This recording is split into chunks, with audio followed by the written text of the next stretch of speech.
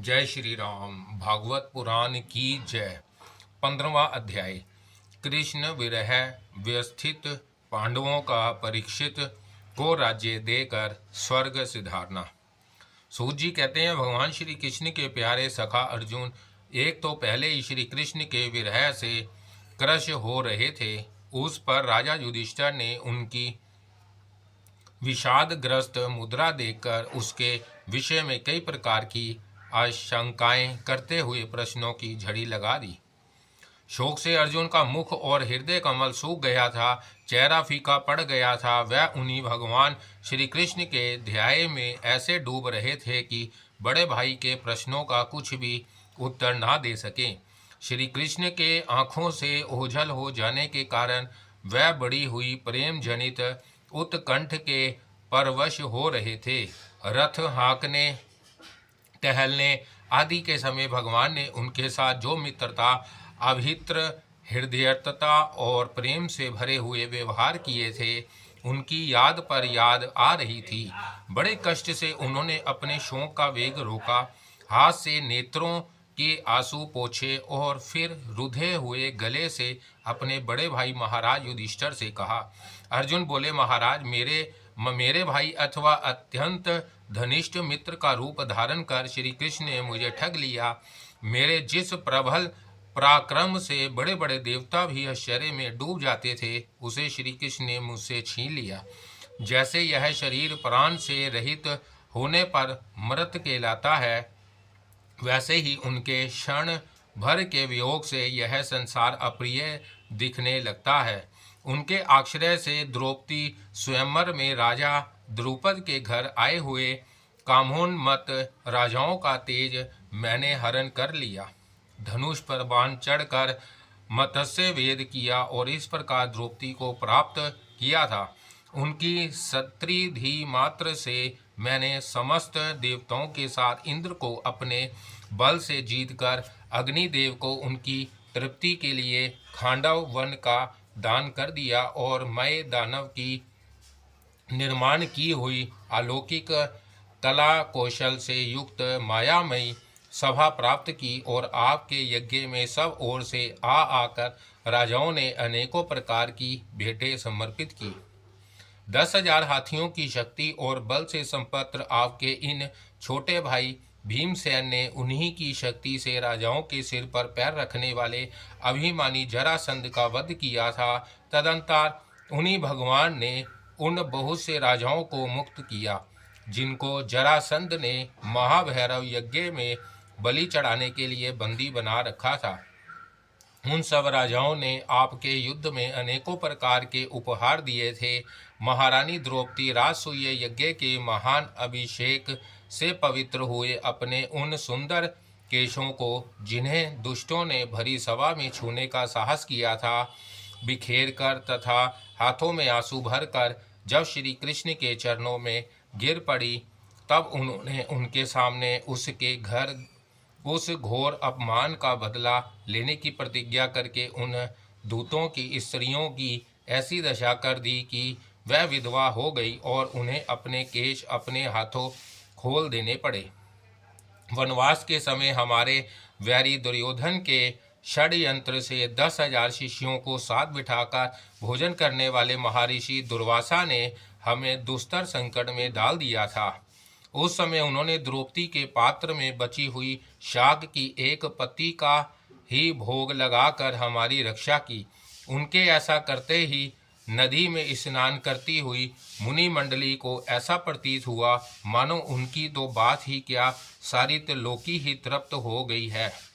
उनके प्रताप से मैंने युद्ध में पर्वतीय सहित भगवान शंकर को आश्चर्य में डाल दिया तथा उन्होंने मुझको अपना पशुपत नामक अस्त्र दिया। साथ ही दूसरे लोकपालों ने भी प्रसन्न होकर अपने अस्त्र मुझे दिए। और तो क्या, उनकी कृपा से मैं इसी शरीर से स्वर्ग में गया और देवराज इंद्र की सभा में उनके बराबर आधे आसन पर बैठने का सम्मान मैंने प्राप्त किया। उनके आग्रह से जब मैं स्वर्ग में ही कुछ दिनों तक रह गया, तब इंद्र के साथ समस्त देवताओं ने मेरी इन्हीं गांडीव धारण करने वाली भुजाओं का निवास तक वच आदि दैत्यों को मारने के लिए आश्रय लिया। महाराज, यह सब जिनकी महती कृपा का फल था, उन्हीं पुरुषोत्तम भगवान श्री कृष्ण ने मुझे आज ठग लिया। महाराज, कौरवों की सेना भीष्म, द्रोण आदि अजय महात्माओं से पूर्ण अपार समुद्र के समान दुस्तर थी, परंतु उनका आश्रय ग्रहण करके अकेले ही रथ पर सवार हो मैं उसे पार कर गया। उन्हीं की सहायता से आपको याद होगा, मैंने शत्रुओं से राजा विराट का सारा गोधन तो वापिस ले ही लिया, साथ ही उनके सिरों पर से चमकते हुए मणिमय मुकुट तथा अंगों के अलंकार तक छीन लिए थे। भाई जी, कौरव की सेना भीष्म, कर्ण, द्रोण, शालव तथा अन्य बड़े बड़े राजाओं और क्षत्रिय वीरों के रथों से शोभेमान थी। उसके सामने मेरे आगे आगे चलकर वह अपनी दृष्टि से ही उन महारथी योधपतियों की आयु, मन, उत्साह और बल को छीन लिया करते थे। द्रोणाचार्य, भीष्म, कर्ण, भूरिश्रवा, सुशर्मा, शाल्य, जयद्रथ और बरहीक आदि वीरों ने मुझ पर अपने कभी ना चूकने वाले अस्त्र चलाए थे, परंतु जैसे हिरण्यकश्यप आदि दैत्यों के अस्त्र शस्त्र भागवत रक्त प्रहलाद का स्पर्श नहीं करते थे, वैसे ही उनके शास्त्रास्त्र मुझे छू तक नहीं सके। यह श्री कृष्ण के भुजदंडों की छत्र छाया में रहने का ही प्रभाव था। श्रेष्ठ पुरुष संसार से मुक्त होने के लिए जिनके चरण कमलों का सेवन करते हैं, अपने आप तक को दे डालने वाले उन भगवान को मुझ दुर्बुद्धि ने सारथिक बना डाला। आह, जिस समय मेरे घोड़े थक गए थे और मैं रथ से उतरकर पृथ्वी पर खड़ा था, उस समय बड़े बड़े महारथी शत्रु भी मुझ पर प्रहार ना कर सके, क्योंकि श्री कृष्ण के प्रभाव से उनकी बुद्धि मारी गई थी। महाराज, माधव के उन्मुक्त और मधुर मुस्कान से युक्त विनोद भरे एवं हृदय स्पर्शी वचन और उनका मुझे पार्थ, अर्जुन, सखा, कुरुनंदन आदि कहकर पुकारना मुझे याद आने पर मेरे हृदय में उथल पुथल मचा देते हैं। सोने, बैठने, टहलने और अपने संबंध में बड़ी बड़ी बातें करने तथा भोजन आदि करने में हम प्राय एक साथ रहा करते थे। किसी किसी दिन में व्यंग से उन्हें कह बैठता, मित्र तुम तो बड़े सत्यवादी हो। उस समय भी वह महापुरुष अपनी महानुभावता के कारण जैसे मित्र अपने मित्र का और पिता अपने पुत्र का अपराध सह लेता है, उसी प्रकार मुझ दुर्बुद्धि के अपराधों को सह लिया करते थे। महाराज, जो मेरे सखा प्रिय मित्र नहीं मेरे हृदय ही थे, उन्हीं पुरुषोत्तम भगवान से मैं रहित हो गया हूँ। भगवान की पत्नियों को द्वारका से अपने साथ ला रहा था, परंतु मार्ग में दुष्ट गोपों ने मुझे एक अबला की भांति हरा दिया और मैं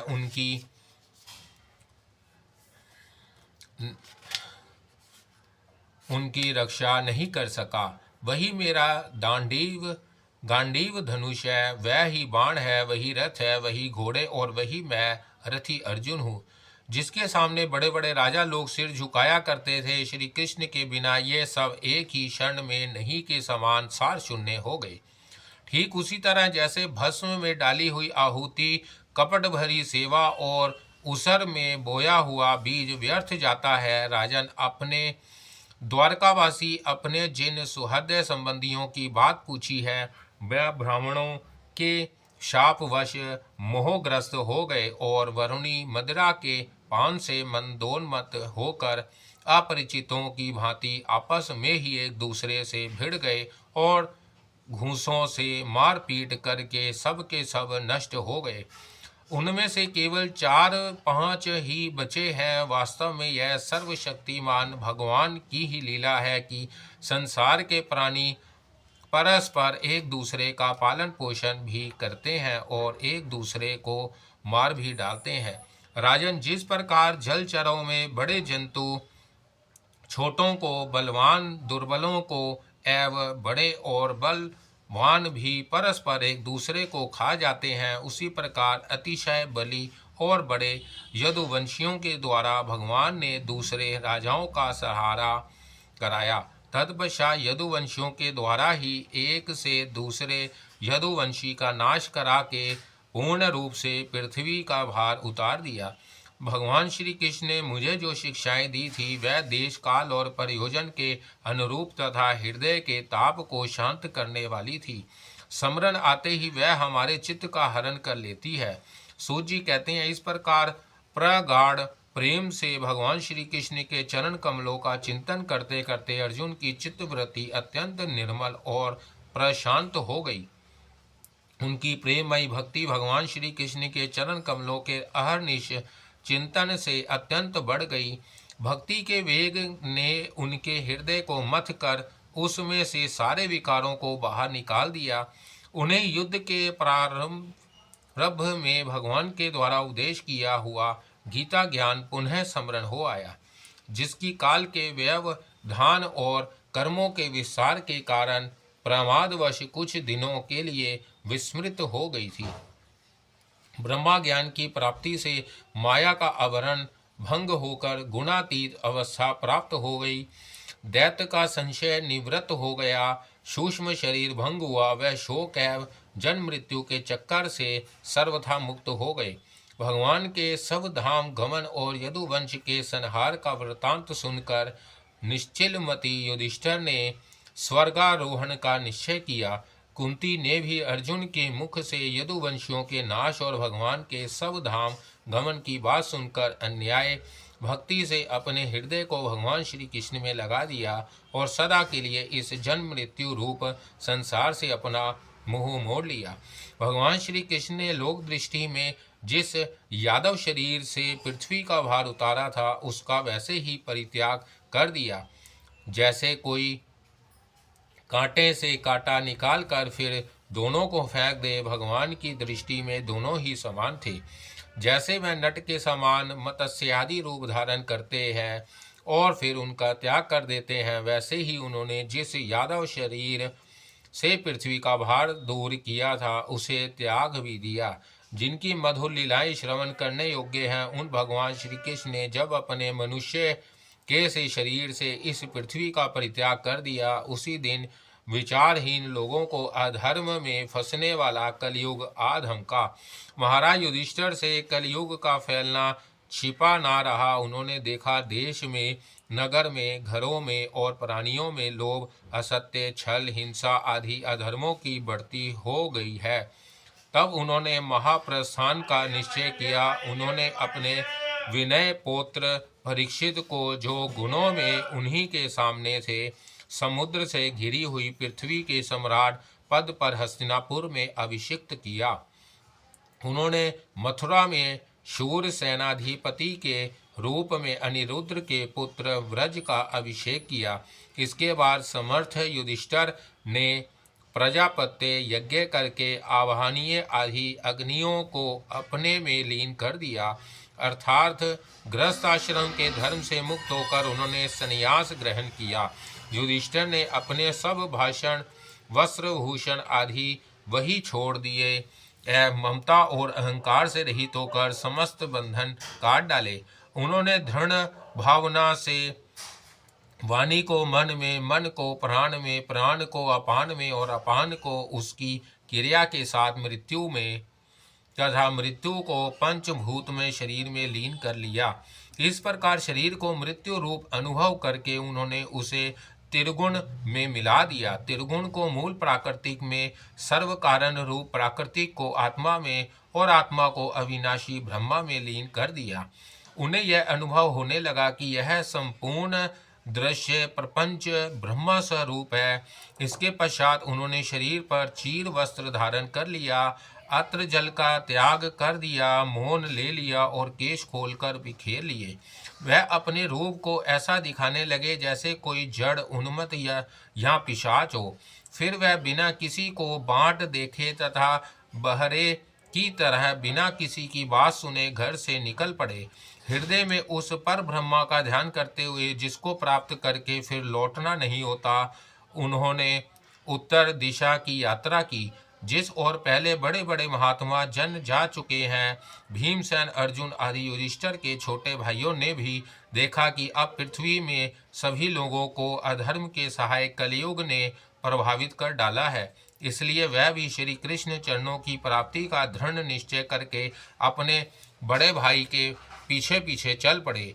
उन्होंने जीव के सभी लाभ भली भांति प्राप्त कर लिए थे, इसलिए यह निश्चित करके कि भगवान श्री कृष्ण के चरण कमल ही हमारे परम पुरुषार्थ हैं, उन्होंने उन्हें हृदय में धारण किया। पांडवों के हृदय में भगवान श्री कृष्ण के चरण कमलों के ध्यान से भक्ति भाव उमड़ आया। उनकी बुद्धि सर्वदा शुद्ध होकर भगवान श्री कृष्ण के उस सर्वोत्कृष्ट स्वरूप में अन्याय भाव से सिद्ध हो गई, जिसमें निष्पाप पुरुष ही स्थिर हो पाते हैं। फलतः उन्होंने अपने विशुद्ध अंतकरण से स्वयं ही वह गति प्राप्त की जो विषयासक्त दुष्ट मनुष्यों को कभी प्राप्त नहीं हो सकती। संयमी एवं श्री कृष्ण के प्रेमावेश में मुग्ध भगवानमय विदुर जी ने भी अपने शरीर को प्रभाव क्षेत्र में त्याग दिया। उस समय उन्हें लेने के लिए आए हुए पितरों के साथ वह अपने लोक को चले गए। द्रौपदी ने देखा कि अब पांडव लोग निरशेप हो गए हैं, तब वह अन्याय प्रेम से भगवान श्री कृष्ण का चिंतन करके उन्हें प्राप्त हो गई। भगवान के प्यारे भक्त पांडवों के महाप्रयाण की इस परम पवित्र और मंगलमयी कथा को जो पुरुष श्रद्धा से सुनता है, वह निश्चय ही भगवान की भक्ति और मोक्ष प्राप्त करता है।